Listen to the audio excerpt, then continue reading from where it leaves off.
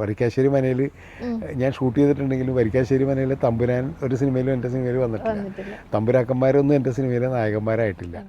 എനിക്ക് തോന്നുന്നത് ഞാൻ എന്തുകൊണ്ട് അങ്ങനെ ആയെന്ന് വെച്ച് കഴിഞ്ഞാൽ ഇപ്പോൾ ഈ നായകനെ സെൻട്രിക് ആയിട്ടുള്ള സിനിമകൾ കുറവാണ്. എന്നുവെച്ചാൽ നായകന്മാരെ അഭിനയിച്ചിട്ട് ഇപ്പോൾ മമ്മൂട്ടി, മോഹൻലാൽ, ജയറാം, എല്ലാ നായകന്മാരും അഭിനയിച്ചിട്ടുണ്ടെങ്കിലും അവരുടെ ഈ നായക പരിവേഷം ഉണ്ടല്ലോ, പ്രത്യേകിച്ച് ഒരു സൂപ്പർ ഹീറോ ഇമേജ്.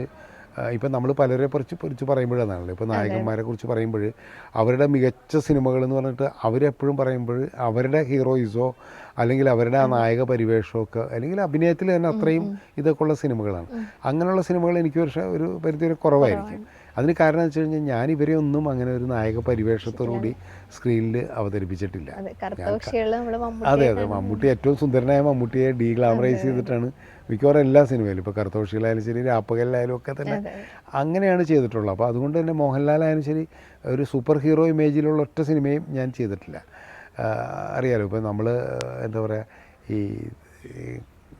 വരിക്കാശ്ശേരി മനയിൽ ഞാൻ ഷൂട്ട് ചെയ്തിട്ടുണ്ടെങ്കിലും വരിക്കാശ്ശേരി മനയിൽ തമ്പുരാൻ ഒരു സിനിമയിലും എൻ്റെ സിനിമയിൽ വന്നിട്ടില്ല. തമ്പുരാക്കന്മാരൊന്നും എൻ്റെ സിനിമയിലെ നായകന്മാരായിട്ടില്ല. അതിന് കാരണം എന്ന് വെച്ചാൽ എനിക്ക് ആ ലോകം പരിചയമില്ലാത്തതുകൊണ്ട് തന്നെ ആയിരിക്കും. കുറച്ചുകൂടി നായകൻ സാധാരണ പരിവേഷം വേണമെന്ന് വിചാരിക്കുന്നതുകൊണ്ടാണ്. അത് പരിമിതിയാണെന്ന് വെച്ചാൽ പരിമിതിയാണ്. കാരണം വെച്ചാൽ നായകനെ ഉപയോഗിച്ചിട്ടില്ല എന്ന് വേണമെങ്കിൽ പറയാം.